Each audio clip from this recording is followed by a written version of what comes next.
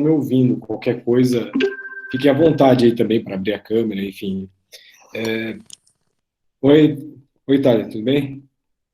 Tudo bem. Lorena, Dá para ouvir sim, professor. perfeito. Porque está tendo evento de forma concomitante, mas essa semana está sendo uma semana muito dura para mim, porque a gente está fazendo o processo seletivo do mestrado, né, da UEL. Eu sou bolsista e eu estou dentro da linha de frente, vamos dizer assim, da organização. Então, esse é um processo seletivo que a gente está fazendo de forma remota, e é um dos poucos programas de pós-graduação, seja principalmente em direito, né, mas em qualquer outra área, que não parou com a pandemia. A gente está tendo aula remota, apesar da UEL tá parada, né, por enquanto, mas a gente continuou dentro das possibilidades, e a gente decidiu fazer uma coisa meio louca, que é esse processo seletivo remoto. Então, nós tivemos 257 inscrições esse ano, geralmente ele vai ali em torno de 100, cento e poucos, então a gente teve muito mais que o dobro do que o comum, e na última fase, que é a fase das entrevistas, das bancas, nós tivemos 99 candidatos. Então, imagina fazer 99 candidatos, provas orais de 30 minutos, com 99 candidatos em 3 dias. E a gente fez, e eu, obviamente, junto com outros colegas, poucos colegas, porque também é um processo muito restrito, né, com muito sigilo e muito transparente ao mesmo tempo, para estar conseguindo fazer com que o mestrado não pare, né, e recentemente a gente teve a aprovação do doutorado, enfim, então a gente está muito feliz, mas mesmo assim é algo que esgota bastante, apesar de tudo, eu mandei aquela autoavaliação para vocês, tem muito professor que tem um pouco de receio com autoavaliação, não tem problema, até preciso que vocês façam essa autoavaliação comigo, né? E eu verifiquei que vocês preferem, a turma do quinto período, de forma específica, vídeo aulas através da plataforma ou através do YouTube, né? Então, eu estava dando preferência por fazer daquela maneira, mas eu acho que, assim, esse vídeo ao vivo, etc., é uma possibilidade muito boa, tanto para vocês criarem uma rotina de estudos, né? Eu acho que até mesmo se o semestre que vem continuar nesse tipo de metodologia remota, até mesmo fazer a sugestão para que nós instituímos, né, essa possibilidade de fazer videoconferências ao vivo. Então, bem, a gente estamos em poucos, mas se tivesse uma pessoa aqui já era suficiente para mim. A nossa aula de hoje é uma aula muito importante, é uma aula fundamental, porque a gente já está acabando o semestre, né? Na realidade, eu estou devendo uma atividade para vocês que eu falei que era essa segunda, mas eu não consegui lançar isso, então eu vou lançar uma atividade ainda aqui nesse final de semana, uma atividade mais simples possível para vocês estarem realizando aí, mas bem, a turma de vocês é uma turma muito boa, vocês não têm dificuldade com atividade, e quem tem dificuldade com atividade me questiona, me pergunta, e a gente chega num consenso, como é o caso da Sayuri, que está aqui hoje. Então, eu não vejo problemas quanto a isso, é uma turma muito interessada, enfim, então não tenho qualquer problema quanto a isso. Então, vamos lá, sem mais delongas, né, esse é um tema muito importante, como eu falei. Nossa responsabilidade civil, a gente tem uma coisa interminável, sinceramente. Se a gente tem dificuldade com as questões, você me questiona, você é uma pessoa interessada, é isso que eu quis dizer. Não estou falando. Tem muita gente que tem dificuldade com a questão e fica quieto. Você faz o certo, você vai lá e questiona. Esse que é o ponto, né? Para deixar bem entendido. Então, a Lorena acabou de chegar. Então, na realidade, tem muitas coisas que eu queria passar, mas eu não consigo passar. Por exemplo, questões discriminatórias, que está bastante em voga, né? Nesse momento a gente não consegue trabalhar, mas, de qualquer forma, a gente olha o panorama dentro dos concursos, das provas da OAB, etc. Lorena, seja bem-vinda.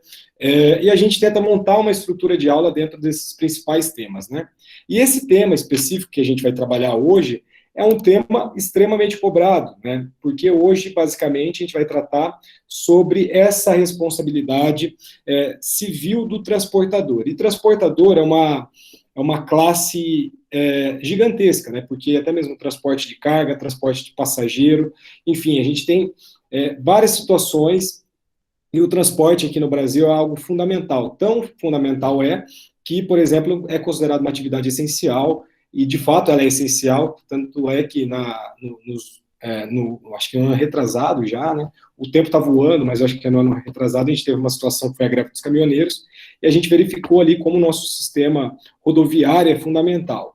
Então, é fundamental que a gente tenha uma contextualização de um problema muito fácil, né? Porque em São Paulo, por exemplo, trazendo alguns números para vocês, no ano de 2014 tinha aproximadamente 6 milhões de carros. O que isso quer dizer? Tem um número, obviamente, que aí tem 6 milhões de carros, estimava que mais ou menos o número de ônibus e micro-ônibus em São Paulo no início de 2014 fosse cerca de 15 mil. Nesse mesmo período, dentro da cidade de São Paulo, existiam mais ou menos 12 milhões de habitantes, então a gente teria uma média de um carro para cada 2 pessoas. E não é só isso. Então, cresce no Brasil também, de uma forma exponencial e até mesmo espantosa, né, o número de carros e motos. Então, bem, vocês sentem muito isso na prática. Então, se a gente é tão dependente desse sistema de transporte, que geralmente é um sistema de transporte individual, mas também a gente necessita dessa carga de transporte coletivo, como que funciona esse panorama para nós? Então, imaginemos, por exemplo, a gente tem BRTs, em Belo Horizonte tem BRT, Rio de Janeiro tem BRT, enfim, a gente tem uma carga do transporte coletivo grande, mas a gente também, diferentemente de países via de regra mais desenvolvidos, né, que tem um sistema, por exemplo, de metrô muito, muito útil, a gente tem um sistema bom em São Paulo, mas infelizmente tinha uma professora minha de geopolítica, do ensino médio, que ela falava que um país rico é um país que você usa o transporte público. E, de fato, você constata isso na grande maioria. Mas, seja como for, a gente vive dentro da nossa realidade, todos nós, sobre a égide dos nossos contratos de transporte, tá? Então, lembre-se, quando a gente estava lá na nossa primeira aula de responsabilidade civil, eu ficava falando de algo pré-determinado, e aqui a gente também tem algo pré-determinado, que é um contrato de transporte. E esse contrato, em geral, obviamente ele é massificado, e ele também é totalmente impessoal. O que eu quero dizer quando eu falo isso para vocês? Que esses contratos nada mais são, na realidade, do que cláusulas, condições gerais, ou seja, aquelas cláusulas impositivas. Então, assim, por exemplo, vai ocorrer nos ônibus, nos metrôs, nos aviões. Então, a gente tem aqueles contratos, via de regra, por adesão. Então, dentro da nossa disciplina contratual do Código Civil, nitidamente, fica de uma forma nitidamente residual, ocorrendo uma inversão, que é até mesmo curiosa, dessa função de uma lei geral que a gente tinha, por exemplo, nos séculos passados, quando a gente tratava esse tipo de contrato de uma forma qualitativa e quantitativamente. Então, era amplamente ali discutida dentro dos fatos, esses contratos realizados ali dentro do século XIX e do século XX. Mas já no século XXI, a grande maioria desses tipos de contratos, seja também contratos bancários, contratos através de empresas aéreas, seguradoras, cartões de crédito, faculdades privadas, como é o caso da nossa, hotéis, restaurantes, enfim, são contratos de consumo, via de regra. Então, sendo contratos de consumo, a gente tem que partir, depois a gente vai falar um pouquinho de diálogo das fontes. Foi falado isso no nosso ciclo formativo, eu não sei quem estava presente lá, mas creio que boa parte da sala, né?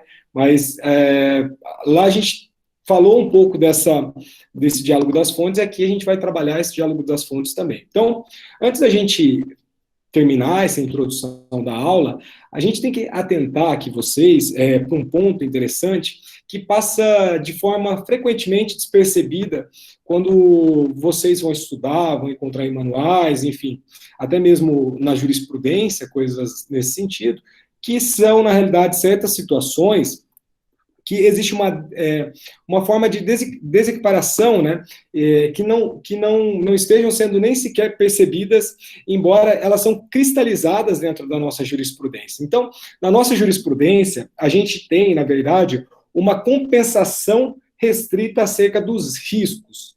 Pelo menos, quando a gente fala de riscos, são certos riscos, diante de certas vítimas e, obviamente, de certas situações. O que eu quero dizer para vocês, eu vou ilustrar aqui. O Superior Tribunal de Justiça, ele tem entendido, até agora, nos últimos julgados, enfim, que os usuários de shoppings, por exemplo, se ocorrer algum furto dentro do shopping, por mais que tenha uma placa, por exemplo, falando assim, a gente não se responsabiliza pelos objetos deixados no interior do seu veículo, aquela história. Só que se você tiver um objeto furtado dentro do interior do shopping, ou até mesmo o seu veículo, etc., você tem a responsabilização do shopping.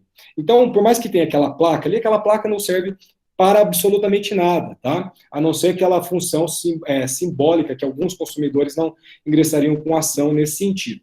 Mas, quando a gente olha para o transporte público, por outro lado, tem situações, por exemplo, em caso de roubos, furtos, em que você não consegue responsabilizar a administração pública ou melhor dizendo, né, essa empresa que é concessionária desse transporte público coletivo. Então, por que existe um desequilíbrio? Por que existe esse desnível? Existe alguma fundamentação para isso ou não? Então, quando a gente vê, são escalas diferenciadas, relativas, que podem esperar de determinados danos os usuários de transportes públicos e os usuários do shopping center. Então, por que no shopping center a gente pode ter um tipo de dano e no transporte público ter o mesmo dano e no shopping a gente conseguir a indenização e no transporte público não? Então, é uma provocação, a gente não tem uma resposta para isso. Na realidade, essa resposta é uma resposta muito mais lato do que a gente imagina, porque é uma resposta estrutural, por exemplo, a gente talvez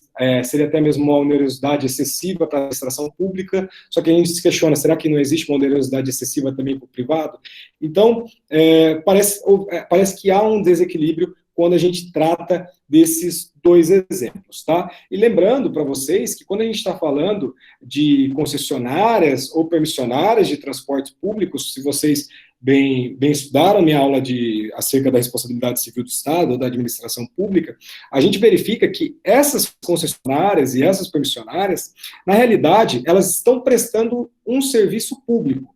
Então, prestadoras de um serviço público, dentro do rol, né, no nosso artigo 174, no nosso artigo 173 da Constituição Federal, essas empresas, elas, por prestarem um serviço público, responderiam de forma objetiva. Só que também, obviamente, quando a gente constata transportes, via de regra, através desses contratos, rodoviários, enfim, aéreos, a gente tem a incidência do Código de Defesa do Consumidor. A gente vai verificar lá no transporte aéreo, já mais para o final da nossa aula de hoje, que hoje existe a nossa Convenção de Varsóvia, a Convenção de Montreal também, através do julgado recente de 2017, que mudou totalmente o paradigma que a gente tinha aqui para os contratos de transportes aéreos.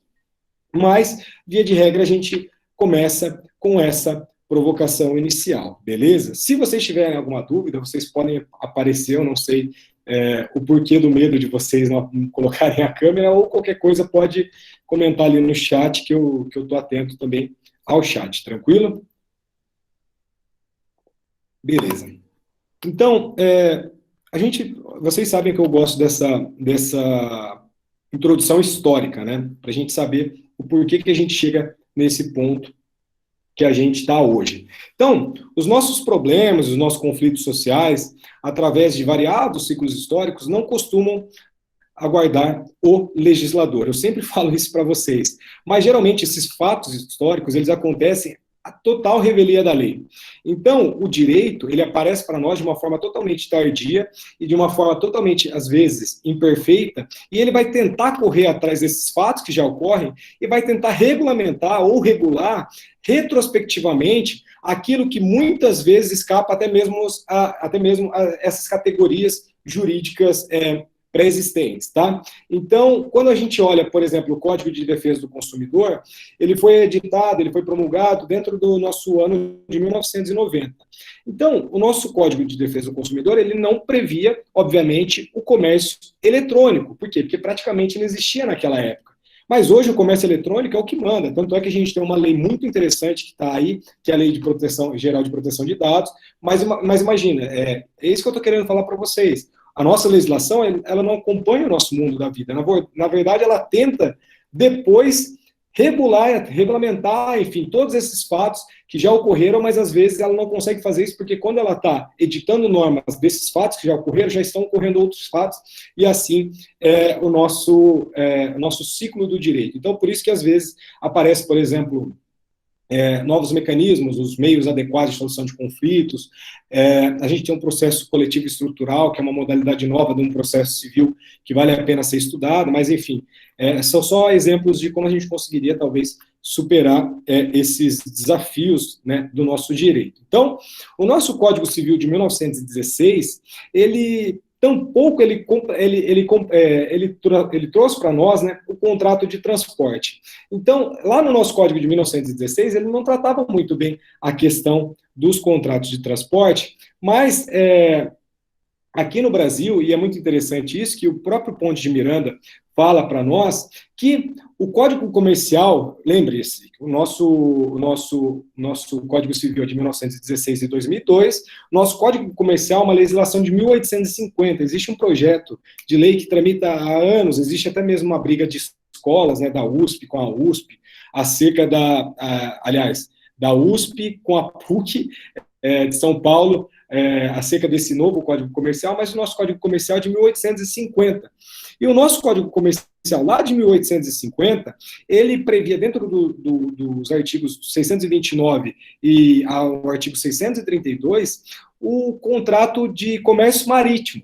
E esse comércio marítimo, o Ponte de Miranda, ele fala para nós que foi, na verdade, a primeira legislação do mundo a regular o transporte de passageiros. Então, aqui tem um fato muito curioso, porque o Ponte de Miranda falava para nós que esse contrato de transporte marítimo, né, de comércio marítimo, melhor dizendo, é a primeira legislação do mundo que trata desse transporte regular de passageiros, tá?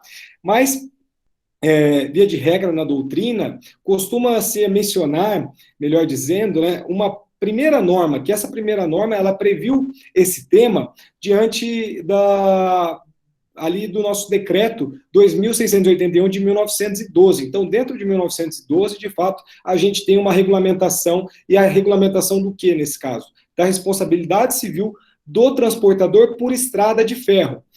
Essa regra, esse decreto 2.681 de 1912, eu já até falei desse decreto aqui nas nossas aulas, ele regulamentou a nossa responsabilidade civil e foi, de fato, algo socialmente inovador para nós. Por quê? Porque durante essa boa parte do século passado, doutrina e jurisprudência, elas passaram a aceitar uma progressiva ali, a gente já também tratou isso inúmeras vezes, né?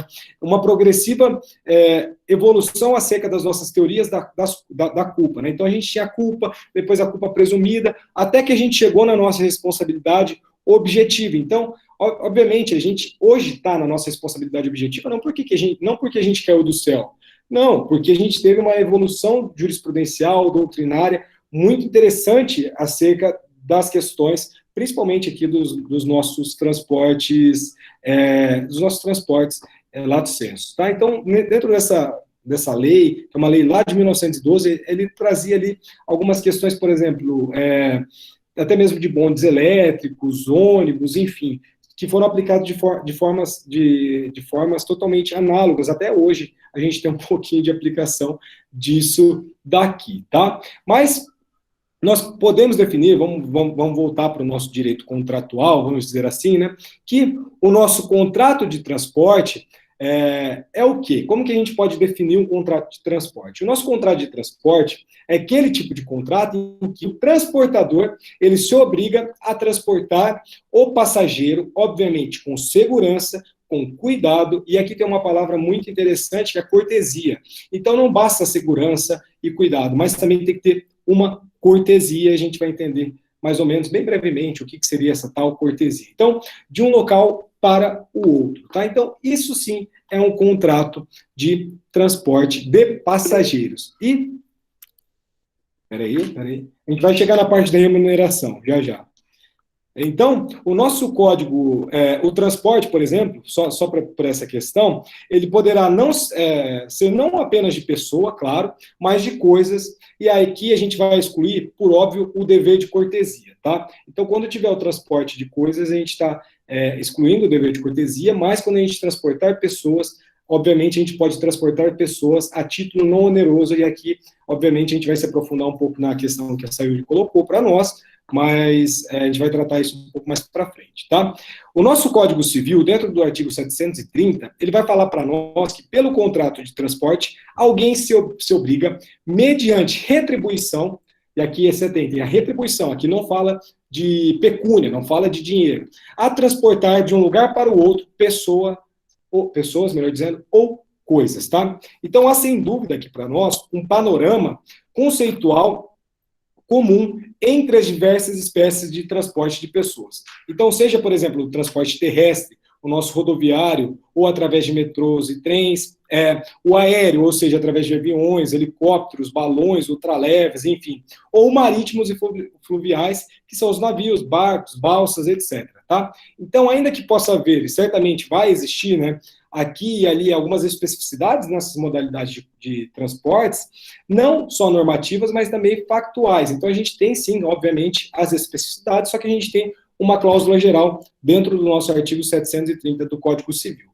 E aqui, obviamente, quando a gente está trabalhando na nossa responsabilidade objetiva, a gente tem os nossos famosos padrões de segurança, né? Então, os padrões de segurança, nesses casos aqui dos transportes, eles podem, sim, variar conforme a espécie desse tipo de transporte.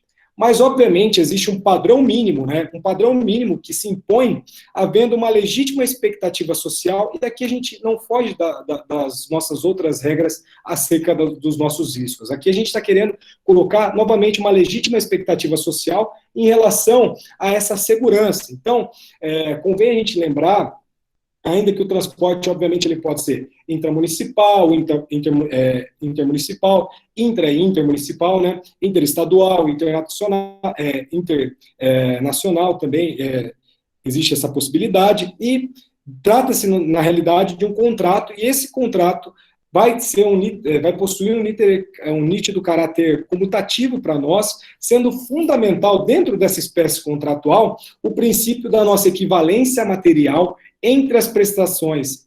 Quando eu falo equivalência dessas prestações materiais, obviamente vocês, quem acompanhou lá a parte da boa-fé objetiva, eu fiz uma fala curta, porque, na verdade, quando a gente está dentro dessa equivalência material das prestações, a gente está falando nada mais, nada menos do que a nossa boa-fé objetiva. Então, junto com a nossa boa-fé objetiva, ela vai trazer para nós etapas do nosso negócio jurídico, até mesmo, obviamente, anteriores e posteriores ao negócio, desse contrato feito para transportar pessoas ou coisas. Então, a gente é balizado, obviamente, aqui também, com a nossa boa-fé, objetiva. Então, por isso que a gente fala, por exemplo, a questão da cortesia. Quando a gente está falando da cortesia propriamente dita, nada mais é do que esse dever além desse dever de informação, transparência, dessa questão de cumprimento de horário, eu vou passar aqui para vocês algumas questões, mas essa pontualidade vai mostrar para nós uma efetiva cortesia e uma efetiva eficiência, que também elas são imperativos desse tipo de contrato. Então, quando a gente, por exemplo, não tem uma pontualidade, quando a gente não tem uma cortesia, quando, por exemplo, a gente é maltratado em eventual transporte, isso vai abrir um espaço para nós, que é o nosso espaço para indenização, se porventura não forem observados esses aspectos, né? Quais aspectos? A pontualidade, a cortesia e a eficiência. A eficiência, eu digo, por exemplo, deu overbooking. A gente vai entender melhor essa situação. Você obrigatoriamente tem que transferir esse passageiro por outra companhia, enfim, para chegar no seu destino. Deu algum problema no motor? Faça a mesma coisa. Por quê? Porque a gente, dentro do contrato de transporte aéreo, enfim, tanto faz, a gente tem esse princípio da eficiência como imperativo, e se não for cumprido, a gente tem sim o dever de indenizar. Deixa eu tomar uma água, senão a garganta já vai.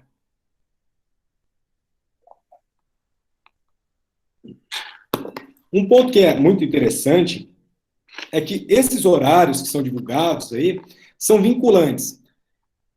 Onde que está isso? Também dentro do nosso Código Civil. Está dentro do nosso artigo 737, essa vinculação dos horários divulgados pelos transportadores, tá? Mas cabe lembrar aqui para nós que nos casos da nossa responsabilidade objetiva, peraí, excludente do dever de indenizar seria por força maior? Não, a gente vai responder isso daí também, mas não, tá? Aliás, existe uma boa discussão sobre isso. Se quiser escrever o TC aí, a gente orienta, viu? Fica à disposição. Mas esses horários, então, são vinculativos, tá? Então, outra coisa que a gente tem que lembrar, que nesses casos da responsabilidade objetiva, como se dará tanto nas empresas ali de transporte aéreo ou terrestre, olha aqui, ó, a nossa alegação de caso fortuito, aqui é interessante, ó, bem na sua pergunta. A nossa alegação de caso fortuito ou força maior, ela é extremamente restrita, tá? A gente não está diante de situações equivalentes às outras modalidades de responsabilidade objetiva, tá? Então, é totalmente restrita essas alegações de fortuito ou força maior, tá? Então, o nosso fortuito externo. Então, por exemplo, se uma aeronave, imagina que você que está perguntando aí da força maior, imagina se uma aeronave está lá, enfim, está parada no pátio ou não, tá? E, geralmente isso acontece na situação de decolagem. Vai lá, ligou o motor e tal, saiu para decolar, e aí quando sai para decolar, encontra ali um monte de pássaros. E esses pássaros acabam prejudicando o motor da aeronave, a aeronave tem que voltar, enfim, volta lá para o aeroporto, e, obviamente, a gente está diante de um motivo de força maior, que são esses pássaros, obviamente. Mas será que se eu não reposicionar, não recolocar esses passageiros em uma outra companhia ou na minha companhia, fazer eles chegar no horário, eu serei obrigado a responsabilizar? E você me pergunta isso. Sim, você será obrigado a responsabilizar. O Superior Tribunal de Justiça, dentro do RESP 401-397, tem esse posicionamento, e esse posicionamento é um posicionamento recente, de 2002. Então, nos casos de força maior, é totalmente restrito essas possibilidades. Clima. Clima, existe uma possibilidade também, mas obviamente que se por exemplo, é muito comum isso, entrou com um processo de indenização, aí vem a companhia aérea e fala, o tempo estava ruim. Obviamente que a gente tem, dentro da questão, principalmente para voos nacionais, aplicação e incidência, porque geralmente isso se dá em voos nacionais. Voos internacionais, a questão climática é um pouco relativizada, né? Mas a gente tem uma questão de uma prova, né? Nós temos a inversão do ônus da prova, então não basta legal, você tem que provar que, de fato, naquele dia as condições eram totalmente contrárias, e aí você justifica isso pela questão da segurança dos passageiros. Mas você falar, estava com problema de motor, isso não basta, tá? Então, respondi em parte a sua pergunta, a gente vai ficar com essa questão da excludente, a gente tem uma modalidade de excludente clara aqui para as nossas questões aqui de transporte, mas vamos mais para frente. Então, o transportador, ele não poderá recusar passageiros também.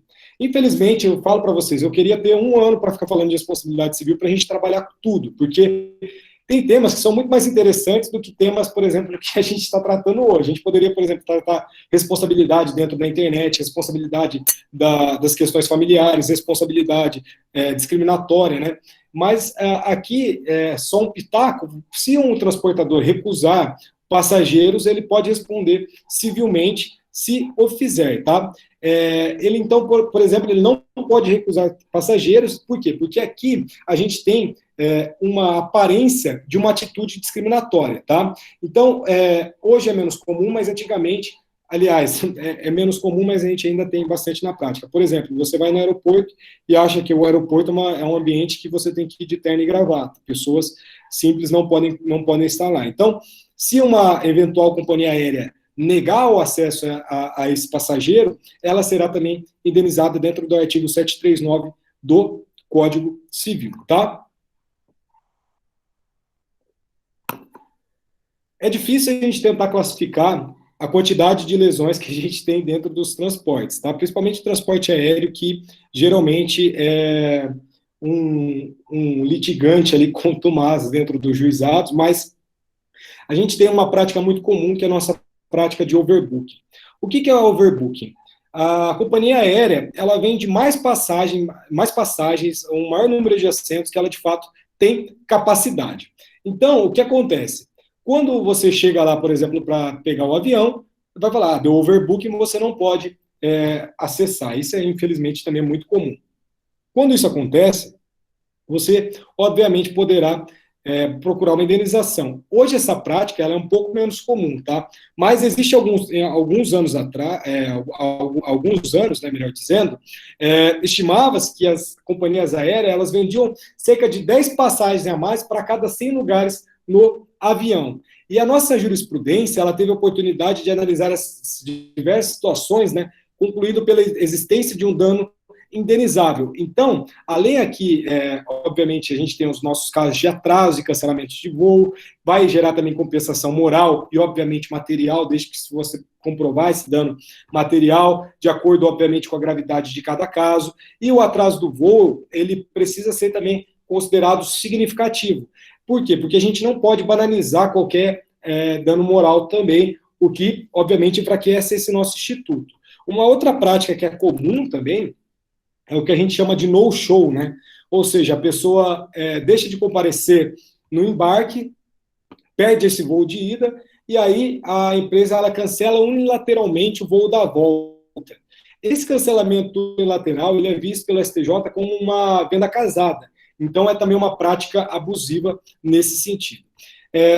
Outra questão, também não se exclui que o nosso atraso de avião ou ônibus, por exemplo, perfaça uma situação que autorize, por exemplo, a nossa aplicação da teoria da perda de uma chance. Então, se o cancelamento de um voo ou um atraso significativo do transporte traduzir para nós um quadro fático que vai indicar a nossa perda de uma chance, obviamente que a gente pode sim pleitear, e lembre-se que a nossa perda de uma chance, no meu ponto de vista, apesar da jurisprudência, e aliás, eu estou acompanhando a doutrina, tá? É a melhor doutrina, é um dano autônomo, né? Está dentro de uma categoria que a gente denomina novos danos. Então, você pode muito bem pleitear dano material, dano moral, e depois, obviamente, pleitear um terceiro dano, que é a perda de uma chance.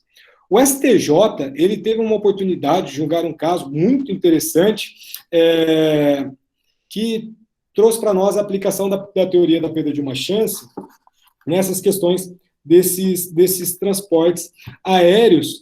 Por quê? Porque teve um professor universitário, um professor de medicina, que ele foi a Washington num congresso, e, na verdade, ele estava representando o Brasil na Organização Pan-Americana de Saúde. E esse professor, ele voltou dentro dessa experiência, dessa visita a Washington, com inúmeras ali, enfim, materiais didáticos, projetos de estudo, presentes, etc.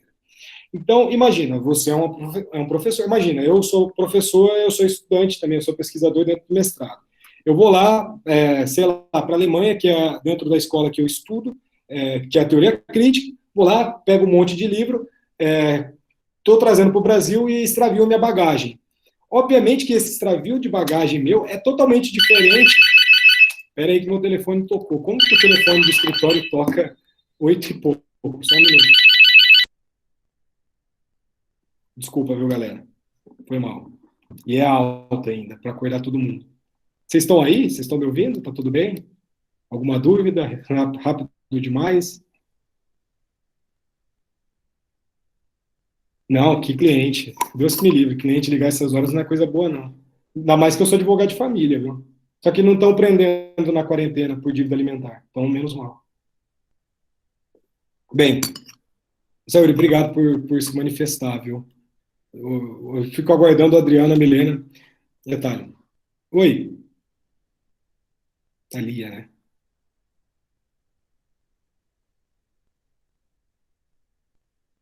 Você já fez? Foi mal. Posso te chamar de Mantovani, quem não tem erro. Ah, maravilha, maravilha. Manda pra gente lá. Meu, esse tema é muito da hora. Não, você não apresentou errado, não. Espero que não. Depois você manda pra mim e eu vejo se você apresentou errado. Eu acho que você não apresentou, não. Demorou. Vamos continuar. Então, nessa questão aqui desse congresso, o que aconteceu desse professor? Ele foi indenizado dentro da perda de uma chance em 100 salários mínimos. Então, foi dado o dano moral, foi dado ali o dano patrimonial do extravio da bagagem, enfim, mas também foi considerada a perda de uma chance e foi indenizado em 100 salários mínimos. Olha que maravilha, né? Mas aposto que isso também não tem a reparação integral. Vamos tratar de um ponto interessante, que é o nosso diálogo entre o nosso Código de Defesa do Consumidor e o nosso Código Civil. O nosso transporte de pessoas, se ele é desempenhado, obviamente, com uma habitualidade e de forma remunerada, aqui tem dois critérios muito interessantes, porque atividade remunerada e habitualidade vai caracterizar ali o que a gente chama de fornecedor de serviços. Então, se é fornecedor de serviços, obviamente a gente provoca a incidência do nosso Código de Processo. Meu Deus. Código de Defesa do Consumidor, que deve ser aplicado de forma harmônica com o nosso Código Civil, tranquilo? Então, vai existir uma relação ao contrato de transporte, na verdade, um necessário diálogo das fontes entre o Código de Defesa do Consumidor e o Código Civil, sendo que não poderá ser usado esse Código Civil, obviamente, para prejudicar o consumidor, tá? Então, cabe lembrar que dentro do nosso sistema, o nosso sistema do diálogo das fontes, né, sempre que existir alguma lei que garanta direitos para o consumidor, ele poderá se somar ao microsistema do nosso Código de Defesa do Consumidor, incorporando-se a uma tutela especial. Então, imaginemos, se tem uma lei que ela é promulgada recentemente e é muito mais benéfica para o consumidor do que o próprio CDC, dentro do diálogo das fontes, a gente vai aplicar essa lei mais recente, porque ela é mais benéfica para o consumidor, e, obviamente, isso tem um fundamento dentro da própria Constituição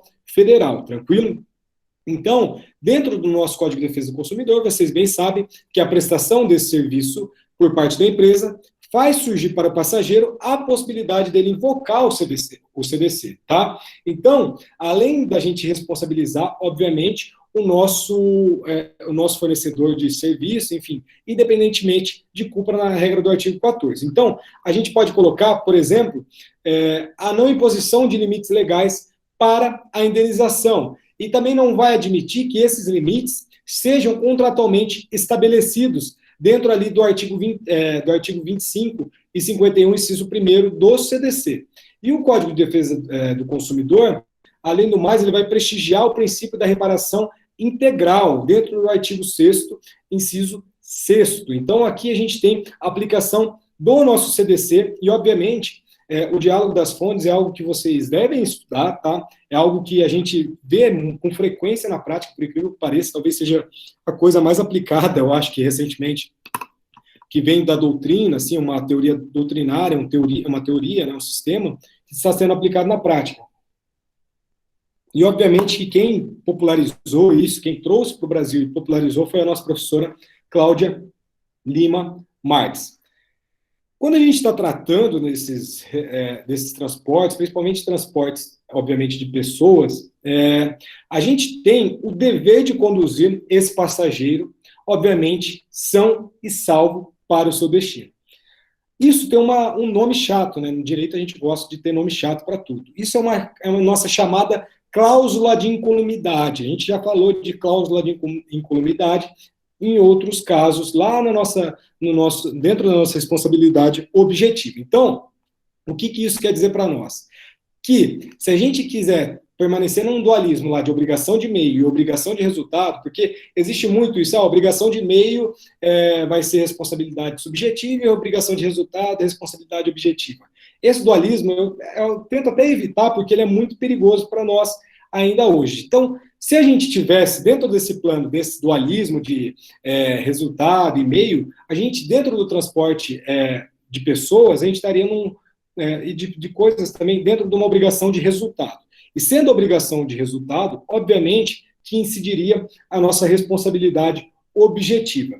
E a gente tem a norma dentro do Código Civil, que é o nosso artigo 734, que é muito interessante, e aqui eu preciso trazê-lo para vocês, para a gente deixar muito claro isso daqui, ó.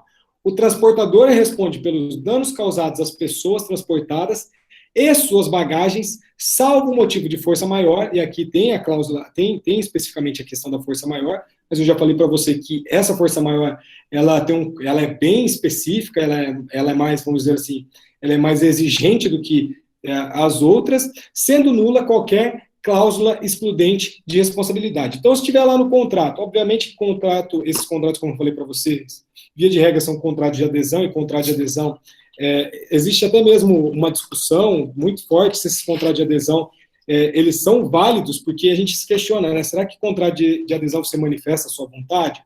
Porque, na verdade, você não lê, você só põe lá um aceita os termos, assina, só que você não lê. Se você não lê, será que você de fato está manifestando a sua vontade?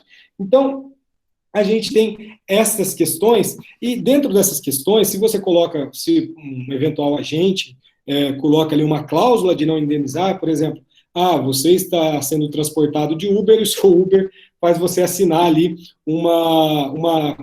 falando que você não processará ele se ocorrer algum acidente.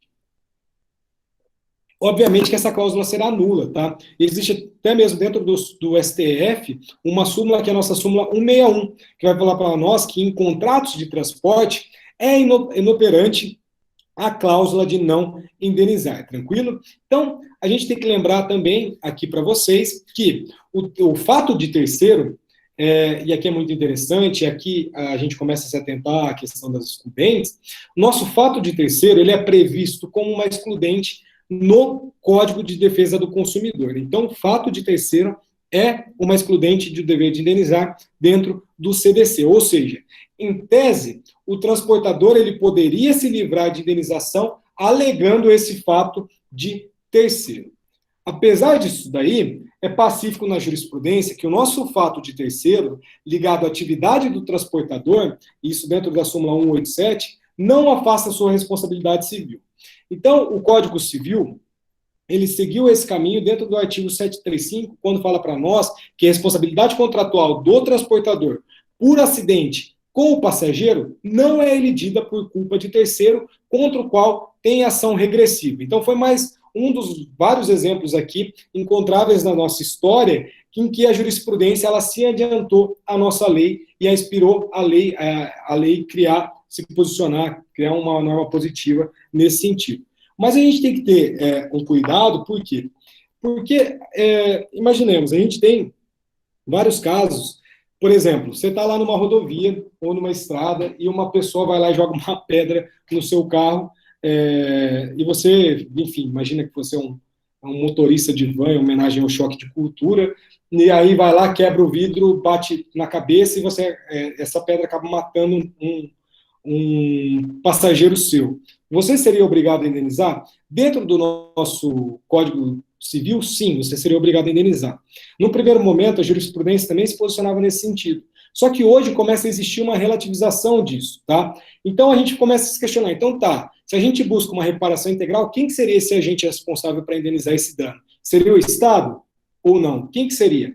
Então, por mais que a jurisprudência tenha avançado nesse fato exclusivo aí, de um terceiro, alguma coisa nesse sentido, a gente também está num vácuo e numa transformação da jurisprudência em que eu não sei onde vai dar, mas a gente fica preocupado porque não sei se esse é o caminho mais adequado, tá?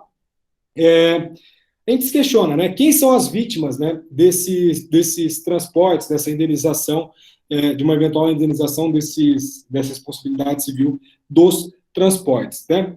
As vítimas desses danos relacionados aos transportes de pessoas nem sempre são tipologicamente, melhor dizendo, as mesmas, ou dizendo de outro modo, nem sempre se encontram na mesma categoria jurídico-normativa de vítimas, tá? Então, os nossos modelos conceituais que categorizam as nossas vítimas, né, dos danos e definem, por exemplo, em normas aplicáveis, etc., podem variar, obviamente, à luz das circunstâncias de eventuais danos ocorridos no caso concreto. Por exemplo, numa formulação que é muito comum aí, em um acidente de ônibus.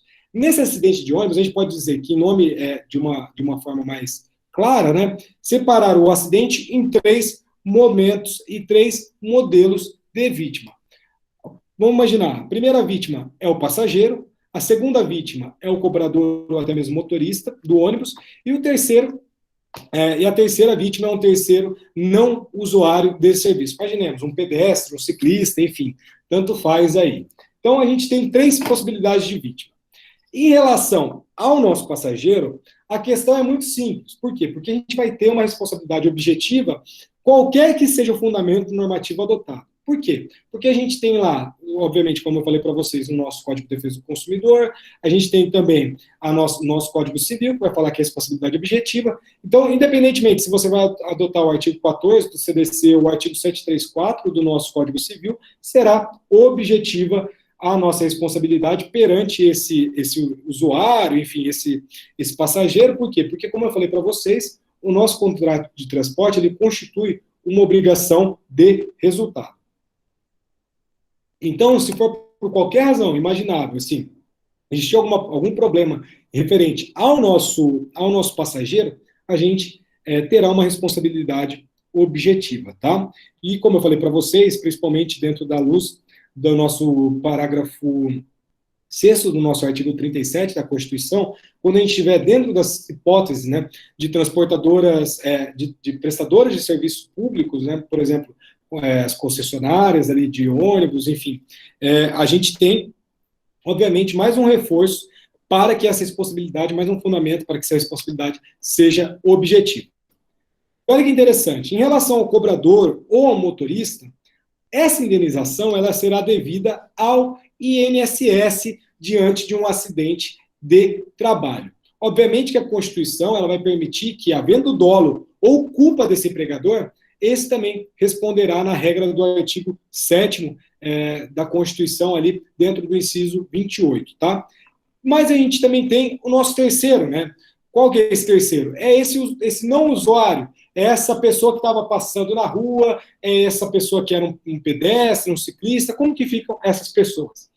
E aqui a gente tem uma norma muito importante do nosso CDC, que é o nosso artigo 17 do Código de Defesa do Consumidor, que são as nossas vítimas por equiparação, melhor dizendo, os consumidores por equiparação, são os nossos bystanders.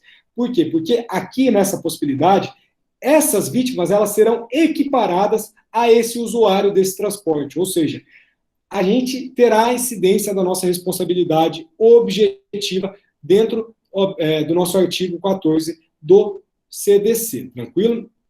O STF, melhor dizendo, no primeiro momento, ele chegou ali a entender, principalmente tratando ali das questões referentes ao Estado, que essa modalidade de reparação dessas vítimas por reparação seria subjetiva.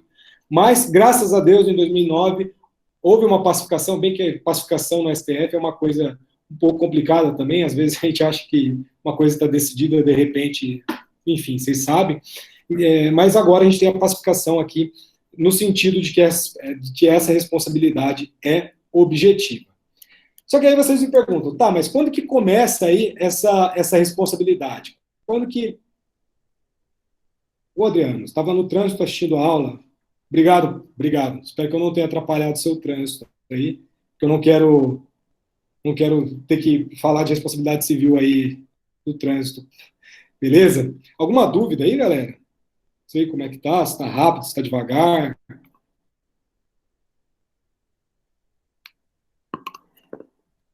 Cadê? De boa? Tá tranquilo? Maravilha. Que bom. Então, a gente tem, mas quando que começa essa proteção? E aqui eu não tenho uma resposta fixa para vocês. Porque, na verdade, vai depender da espécie e da forma da prestação desse transporte. Então, cada transporte ele vai trazer uma regra. Por exemplo, metrô, você vai comprar o bilhete. Quando você comprou o bilhete, você já está amparado isso ou não? Então, obviamente que vai existir uma estação de embarque, depois de você passar pela roleta e apresentar o bilhete, mas antes de entrar nesse veículo do transporte, que é o próprio metrô. Então, vai depender muito do caso concreto. Mas vocês aí, obviamente, utilizando a regra do bom senso, vocês conseguirão responder aí quando que será essa proteção dessa cláusula de incolumidade, tá? Então, esse ponto não tem muita dificuldade, tá? Um outro ponto que vale muito destaque é que essa incolumidade, essa proteção, obviamente ela não é só física, ela também é psicológica. Diante do nosso avanço, dos nossos danos extrapatrimoniais, dano moral, enfim, a gente tem até agora o dano existencial, mas imaginemos, se você está dentro de um transporte e acaba ocorrendo um acidente, e você passa por um trauma decorrente desse acidente, por exemplo, infelizmente isso é comum até, né, de ficar preso nas ferragens e ter um trauma, por exemplo, com vítimas fatais do seu lado, esse tipo de questão, você pode sim também pleitear uma indenização por dano moral nesse sentido, tá? Então, essa incolumidade, ela não é só física, mas ela também é psíquica, ela também é moral, e ela também tem esse cunhão de se atentar para esses casos. E aqui agora a gente vai tentar responder a primeira pergunta da Sayuri acerca dos nossos, enfim, da carona, né, dos nossos transportes não pagos, gratuitos, enfim, não onerosos. A gente vai chamar isso de transporte desinteressado, tá? Ou de uma mera cortesia. Então, nessa questão, a gente tem que a nossa responsabilidade por esse transporte desinteressado ou de mera cortesia, ela se subordina, melhor dizendo, a outros princípios, tá? Então, a regra geral, nesses casos, nesses contratos de benefícios, só responde por dolo aquele a quem o contrato não favoreça. Isso também está dentro do Código Civil, dentro do artigo 392, tá? Isto é, não se pode chegar com um severo rigor à situação de quem pratica um ato em benefício alheio. Então, imagina, você já está dando carona, já está gastando, e ainda mais amigo, né? Amigo é uma desgraça. Amigo você dá carona e ele vai te explorando. Então, você já está dando benefício. Você não está ganhando nada por isso. O amigo desgraçado não paga nada para você. E ainda você teria que seria responsável objetivamente se algum dano ocorrer contra ele. Então, a gente tem essa situação aí. Então, vale ressaltar, deixar o amigo de lado, vamos trazer um outro amigo mais importante, que é o Ponte de Miranda. Ele falava para nós que nem de negócio jurídico, a rigor, a gente poderia falar nesse tipo de caso. Por quê? Porque, a propósito, lembra que quem se presta a conduzir por amizade, sem se vincular, não contrata. Ponte de Miranda já falava isso. Então, a gente talvez não estaria aqui nem balizados dentro do negócio jurídico, tá? Então, vamos dar um exemplo. Imaginemos aí, estamos num ambiente de faculdade, estamos com saudade das aulas presenciais, não aguento mais fazer home office, né? Enfim, trabalhar em casa, estou trabalhando pior, meu Deus, está uma desgraça. Não sei se assim está com vocês assim também, mas o trabalho triplicou. Mas imaginemos que se um colega de faculdade oferecer uma carona para você, imaginemos, diariamente, em seu carro ou outro carro, e ocorre um acidente causando lesões a esse beneficiário dessa carona diária, né, seria claramente desproporcional, excessivo, responsabilizar de forma objetiva esse dono do carro, que o propósito é um propósito de colaborar com o colega, de ajudar esse colega. Então, ele não vai responder pelo dano, a menos que esse lesado, que esse colega, enfim, prove que houve dolo ou culpa grave. Ou seja, um exemplo, o dono do carro é nervoso com uma prova que faria, imaginemos que vocês, antes da prova de responsabilidade civil, tá pegando, ou depois, né, provavelmente poderia ser depois da prova de responsabilidade civil, tá puto comigo, aí pega o carro, vai lá, dirige de forma imprudente, que é uma culpa grave, e acaba gerando acaba sofrendo um acidente, e ali provoca uma lesão nesse seu amigo, aí sim, nesses casos, a gente poderia, sim, existir essa indenização. E também no caso do dolo, né? A gente tem aquela questão da culpa presumida, que é mais utilizada no penal, a gente prefere aqui falar um pouco de culpa grave, só que dentro dessa difícil limitação do que seria culpa grave e dolo, a gente tem, por exemplo, o nosso beber e dirigir, né? Esse colega que bebeu de forma excessiva antes de dirigir, sem que a vítima soubesse. É claro, se a vítima soubesse, ela se colocou também nessa posição de risco. E isso tem uma súmula 145 do STJ, que fala para nós que no transporte desinteressado, ou seja, o transporte de simples cortesia, o transportador ele só será civilmente responsável por danos causados ao transportado quando incorrer em dolo ou culpa grave. E aqui a gente vai, a doutrina discute muito, o negócio está pegando fogo no WhatsApp, a doutrina discute muito se isso é suficiente, se não é suficiente, se essa súmula tem uma aplicabilidade restrita ou não, porque caberia à vítima, nesse caso concreto, provar a culpa do condutor, essa negligência, imprudência ou imperícia. e conseguir essa reparação, mas, obviamente, aqui eu vou poupar vocês dessa discussão, porque a gente tem essa súmula ela é aplicada, obviamente que se vocês, no caso concreto, tiver alguma tese, para criar uma tese para se defender, essa tese seria interessante, só que daí vocês trocam uma conversa comigo depois, tá? Porque a gente tem até mesmo uma questão da constitucionalidade, uma constitucionalidade adequada, por quê? Porque o pedestre, nesse caso, ele teria uma responsabilidade objetiva, mas esse seu amigo não teria. Então, será que é justo tratar o pedestre de forma diferente do seu amigo? Enfim. Então, a gente tem situações que se discute bastante nos casos concretos. Então, no transporte de desinteressado ou de mera cortesia, o transportador ele não ofere bônus, ou seja, ele não ganha grana. Então, não sendo pertinente aplicar a nossa responsabilidade, a nossa teoria do risco-proveito. Dentro das nossas modalidades lá da nossa responsabilidade objetiva, a gente tinha nosso risco-proveito, que é muito utilizado ali para as relações empresariais, mas aqui a gente não tem aplicação do risco-proveito, por quê? Porque ele não está ganhando grana com isso. Então, a gente se questiona, né? Eu provoquei no começo também. Mas, imaginemos que se tiver alguma vantagem indireta. Isso é muito comum. Um corretor de imóveis, por exemplo, está transportando você ali para um apartamento, ou uma empresa que fornece algum transporte ali aos empregados. E nessas hipóteses, como é que será que fica? Nessas hipóteses, esse contrato de transporte, por existir essas vantagens indiretas para o transportador, ele será responsabilizado. Ou seja, dentro do Código Civil, vai falar para nós que não se subordina às normas do contrato de transporte o feito gratuitamente por amizade ou cortesia. Artigo 736, tá? Mas o parágrafo único vai dispor para nós que não se considera gratuito o transporte quando, embora feito sem remuneração, o transportador oferir vantagens indiretas. Então, os estabelecimentos, por exemplo, de ensino, que oferecem transportes aos seus alunos, ou os hotéis ali que oferecem transportes aos seus clientes, ou seja, aquele transfer, né, para o aeroporto ou para os shoppings, enfim, isso é mais comum fora, né, esse transporte para shopping, mas eles vão responder por esses danos que causem, não sendo, na verdade, esse desinteressado, esse tipo de contrato, tá?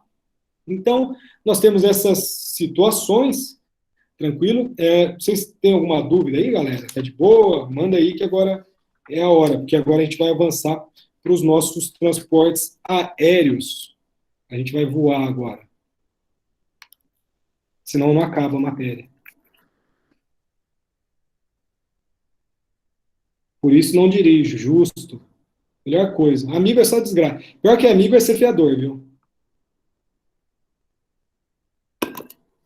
Maravilha. Tranquilo. Então, transportes aéreos, tá? Transportes aéreos é uma coisa que eu trabalho muito, é uma parte que eu gosto bastante, tá? Mas é uma coisa que está mudando também, enfim. Eu tenho várias críticas, tanto é que quando eu dei aquela aula de 1 hora, que todo mundo ficou traumatizado, e que eu tentei conceituar dano moral, eu estava tentando trazer algumas questões lá, por quê? Porque a gente tem é um termo também totalmente nada a ver, né, a nossa indústria do dano moral, mas exatamente pela essa indústria do dano moral, a gente está tendo casos que, de fato, existe uma responsabilidade por dano extrapatrimonial que não está sendo chegado na prática.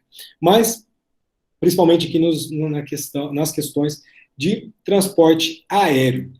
Então, obviamente, já falei para vocês que a gente tem inúmeras situações de danos, enfim, de lesões ocasionadas por transportes aéreos, eu nem preciso ficar falando aqui muito acerca das possibilidades. Depois eu vou falar dessa questão.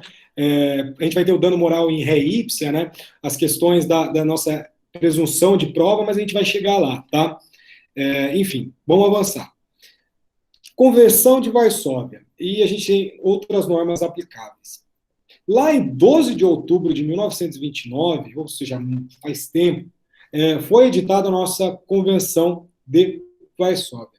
Essa Convenção de Varsóvia, ela foi incorporada dentro do nosso direito brasileiro, dentro do decreto 2704 de 1931, ou seja, o negócio é velho.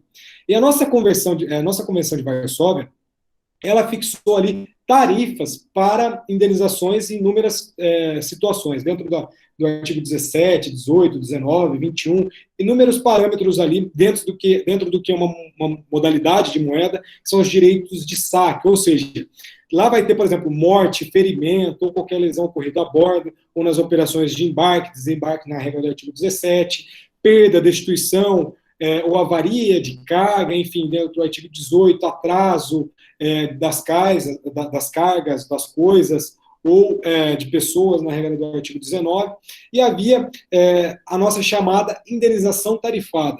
Pô, eu falei para vocês lá quando a gente estava falando de dano moral, que o nosso sistema ele veda, né, a nossa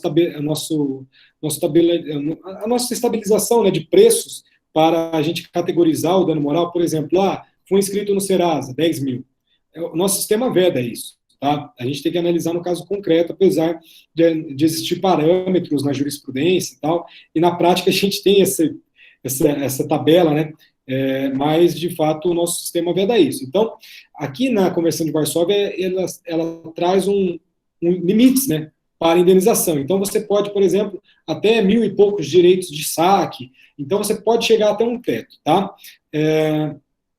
Mas essa convenção de Varsóvia, ela ficou ali calada, ela ficou paradinha dentro do nosso sistema. Por quê? Porque, num primeiro momento, o STJ, isso foi consolidado, apesar das inúmeras discussões, de que seria aplicável, porque a nossa convenção, obviamente, ela é aplicada para os nossos transportes aéreos internacionais, tá? Os nossos transportes nacionais, não. Então, como é uma convenção, tem toda a questão da soberania, enfim, direito internacional, vocês vão estudar isso no último ano. Mas o STJ tinha um posicionamento muito interessante que falava para nós que a Convenção de Montreal ela foi criada para reger o transporte aéreo internacional, e a referida convenção estabelece que os países que a promulgaram têm o dever de impor os transportes aéreos a celebração de contratos de seguro para garantir as coberturas dos danos de modo efetivo. Então, abandona-se o sistema da culpa presumida, adotando com áreas contemporâneas a teoria do risco. O sistema, porém, não é tão simples, já que se adota a responsabilidade objetiva até certo valor, passando a adotar a responsabilidade subjetiva na modalidade de culpa presumida para valores superiores a determinado padrão monetário, pouco mais de 100 mil dólares. O que nos importa é que as indenizações tarifadas previstas nas convenções internacionais, Varsóvia e Montreal, a Convenção de Montreal foi posterior, tá? E ela é aplicada de forma conjunta, não se aplicam ao pedido de danos morais decorrentes de má prestação de serviço de transporte aéreo internacional, prevalecendo o CDC. Então, até 2017, para transportes internacionais, a gente tinha aplicação do CDC, seja para dano moral, seja para dano material. Isso é bom? Pô, é bom, porque a gente tinha a responsabilidade objetiva, enfim, a gente já estava acostumado, não tinha eu não estou conseguindo falar essa palavra, mas tabelionamento, eu não consigo, hoje está difícil, não está saindo. Essa tabela de danos, né, que essa convenção ela promove, mas isso mudou em 2017, como eu falei para vocês. Por quê? Porque o STF, ele alterou os rumos dessa controvérsia, que é o nosso Código de Defesa do Consumidor contra a Convenção de Varsóvia, e, por maioria, dentro do recurso extraordinário, melhor dizendo, 36331, ele entendeu que os nossos conflitos que envolvem extravios de bagagem e atraso de voos devem ser resolvidos por essas convenções internacionais sobre a matéria em que o Brasil ratificou. Por quê?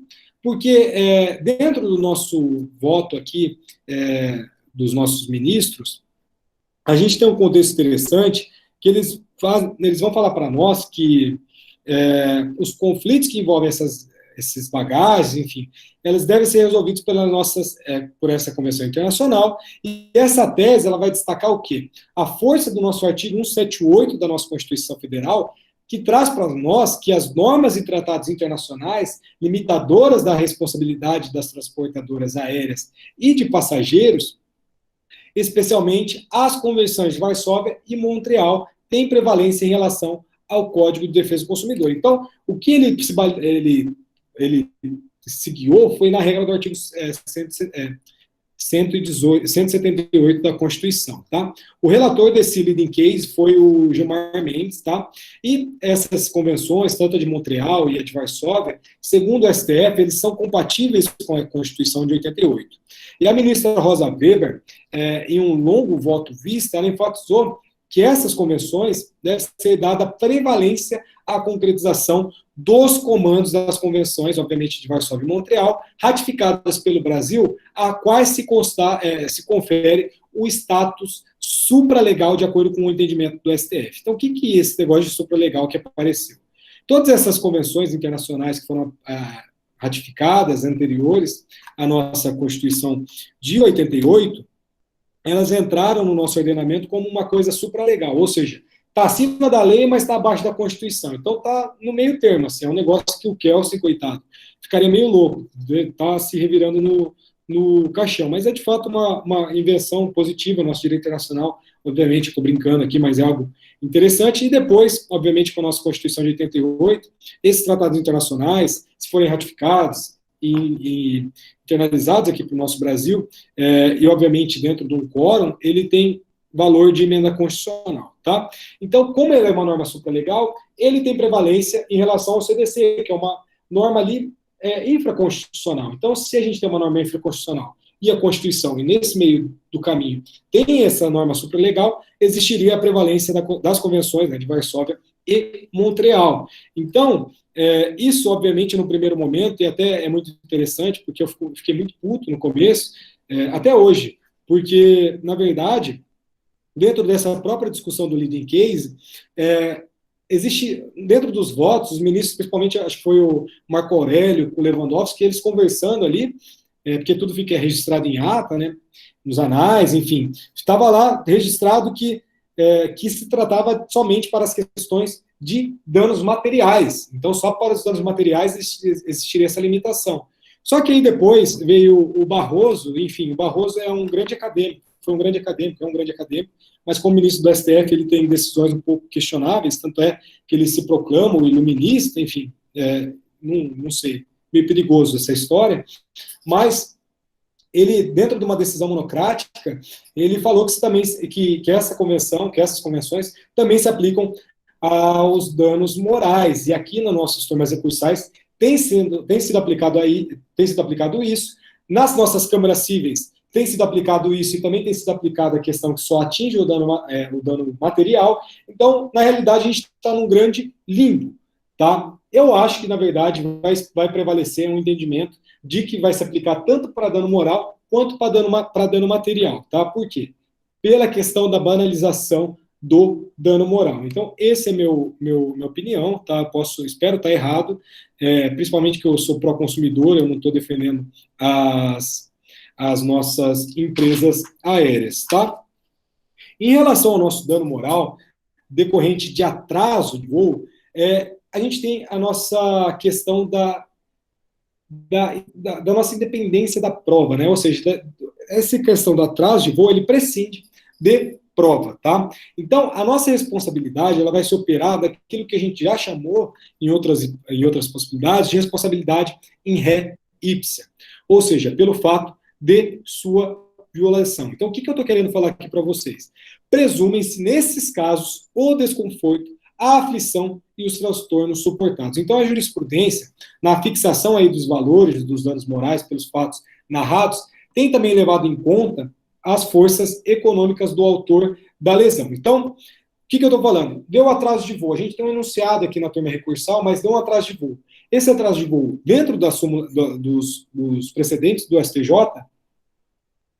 é considerado dano moral, dano in ré ipsa. Ou seja, basta que você prove o nexo causal e o dano que está feito, tá? Você não precisa provar muito mais coisa que isso. A prova, nesse caso, ela vai ser prescindida, tá? Então, ela é muito mais tranquila. Vai se tratar, na verdade, aqui, dessas indenizações e que, de fato, se presume essa lesão, tá? Alguém abriu o áudio? Alguém pediu entrada? O que está acontecendo?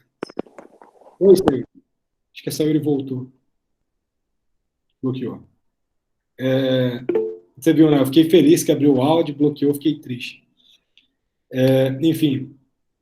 Então, por exemplo, no caso do overbook, a gente também tem, porque na verdade você vai presumir em que existiu o próprio dano. Por quê? Porque, obviamente, que quando você tem um atraso de voo, já é evidente que você sofreu algumas consequências com isso. Quando tem um overbooking, é evidente que essas consequências também foram sofridas. E cabe, obviamente, à empresa tentar afastar essa possibilidade de responsabilidade, tá? Então, só para deixar claro, transportes internacionais. Hoje, via de regra, para dano material, aplicam-se, na realidade, as convenções de Varsóvia e Montreal. Voos internacionais. Para dano moral, existe uma controvérsia, tá? Existe um agravo regimental dentro do nosso STF em que o ministro Barroso deu ali uma decisão monocrática falando que se aplica também para os danos morais. Então, via de regra, para transportes internacionais, aéreos, né, obviamente, a gente tem a aplicação dessas convenções. Dentro do Brasil, não se aplica essas convenções, se aplica o Código de Defesa do Consumidor. Isso tem que estar muito claro para vocês, tá? Enfim, aqui também a gente tem a aplicação da perda de uma chance, como eu falei para vocês, já está batido isso. E para a gente já caminhar um pouco para o final, deixa eu ver aqui o que mais a gente tem de interessante, porque, de fato, tem questões aqui. Por exemplo, Brasil, não sei se vocês sabem disso, mas a gente tem um título muito positivo, que o Brasil é o campeão mundial de roubo de cargas.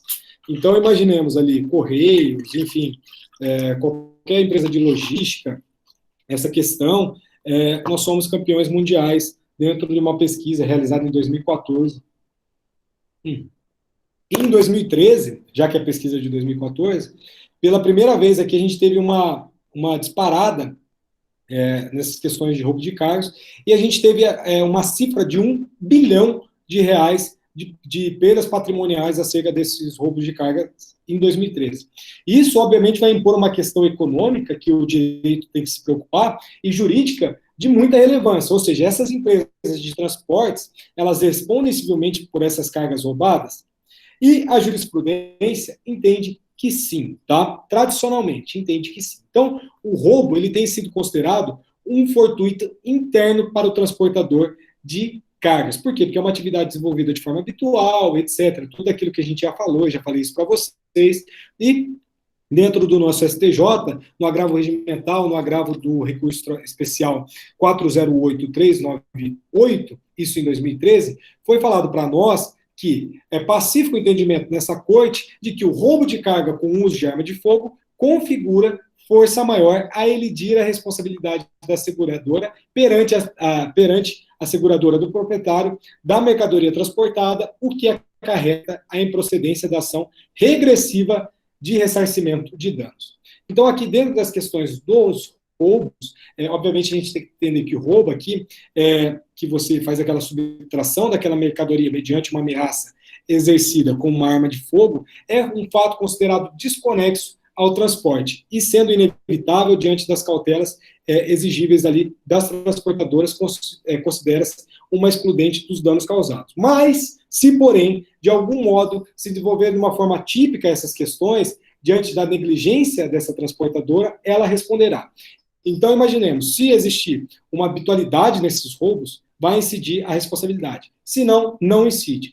Desse mesmo modo, houve, por exemplo, uma conduta indevida desse empregado, como uma parada em um lugar perigoso, se você poderia optar por um outro tipo de via e acaba tentando entrar em outro ambiente que você sabe que tem uma incidência de números de roubos maiores, enfim. Então, a gente vai trabalhar mais ou menos nesses casos, tá? Então, se existe uma habitualidade, por exemplo, questões de transporte de valores, responsabilidade objetiva, Correios, existe uma discussão muito grande aqui, porque no Correios também a gente pode discutir até mesmo a questão se é a prestação de serviço público ou se é mesmo um desenvolvimento de uma atividade econômica dentro do nosso artigo 173 da Constituição, mas, por exemplo, no Rio de Janeiro, como existe uma frequência infeliz acerca desses roubos, também existiria uma responsabilidade objetiva, tá? Para nós finalizarmos a nossa aula de hoje, e já agradeço de coração imensamente aí por vocês terem comparecido, tá? Peço desculpas também, novamente, por ter feito ao vivo. Eu acho que, para mim, é muito bom ser ao vivo, na realidade. Então, não sei, para vocês, aparentemente, vocês preferem outra metodologia, a gente continua, não tem problema. Mas, para finalizar, com a cereja do bolo, se Deus quiser, no Rio de Janeiro, em 2014, um caminhão de porte grande, né, ele tentou passar, e obviamente uma conduta culposa do motorista, que ele, dentro de uma altura que ele não verificou, uma altura de 4,5 metros, e ele estava em alta velocidade. Isso foi muito comum, né? Eu nem lembro o nome da passarela, mas ele tentou passar por baixo de uma passarela e derrubou essa passarela, provocando 4 mortes. Então, para evidenciar ainda mais a culpa desse motorista, a circulação de caminhões naquele tempo lá era proibida no horário em que ocorreu o evento. Então, o cara estava muito errado. Então, não é pouco errado. O desgraçado estava muito errado. Então, nesse caso, não só as vítimas e seus familiares podem pleitear a indenização pelos danos extrapatrimoniais e, obviamente, patrimoniais sofridos, mas também o Estado. Olha que coisa interessante. O Estado, em tese, ele pode cobrar esses danos materiais que experimentou. Então, se o caminhão ele pertence a uma pessoa jurídica, ou ainda que não pertença, estivesse a seu serviço, obviamente, essa pessoa jurídica ela responderá solidariamente pelos danos. Então, convém lembrar aqui que na nossa ordem jurídica, o empregador responde sem culpa pelo ato do empregado na regra do nosso 932, prestigiado 932, inciso 3º. Então, o mesmo também sabemos que vale para o Estado, tá? Então, houve caso em que, por exemplo, um policial militar fardado pediu uma carona ali em caminhões para roubar e matar caminhoneiros. Por certo, a responsabilidade civil objetiva do Estado se faz evidente também, mesmo que o agente público esteja de folga, mas fardado e armado quando praticou os crimes e os danos. Isso foi um recurso extraordinário 163-2038 do STF. Galera, é isso. Alguém tem alguma dúvida? Enfim. Eu gostaria novamente de agradecer muito vocês. Espero que estejam todos bem, enfim. Não sei se vocês estão estudando, trabalhando em casa, mas se tiver qualquer dúvida, se tiver alguma dúvida, etc., não precisa esperar atividade, tá? Para perguntar, sempre estou à disposição, só provocando um pouco, mas qualquer coisa pode mandar. Novamente, eu peço desculpas por ter feito ao vivo, peço desculpas por não ter mandado atividade ainda, mas a atividade, eu prometo, será tranquila para recompensar um pouco aí todo esse tempo que a gente está passando, um tempo difícil para todos, mas a frequência dos vídeos, como que eu vou diminuir a frequência dos vídeos? Responsabilidade civil. Saiu, olha o tamanho do livro. Aqui eu não tenho um vadimeco aqui. Vou pegar um livro de tributário. Tributário é importante, né? Paulo de Barros Carvalho. É um curso de direito tributário. Olha o tamanho do curso de direito tributário. Olha o tamanho do meu livro. Não dá, velho. Não dá, é muita coisa. E o melhor de tudo, que, por exemplo, a PUC, eu sou formado na PUC, né? Tanto é que tá meu diplominha ali. Eu fiz parte como egresso da mudança ali do... Nossa, até esqueci o nome. Da grade, né? Da grade curricular. E a PUC, ela mudou para dar obrigações e responsabilidade civil tudo num semestre. Eu fico imaginando, coitado do professor da PUC que tem que dar obrigações e responsabilidade civil em um semestre. Sou rico? Sou nada, eu sou fiéis. Sou fiéis, sou bolsista. Eu não... Sou quebrado, advogado tudo quebrado.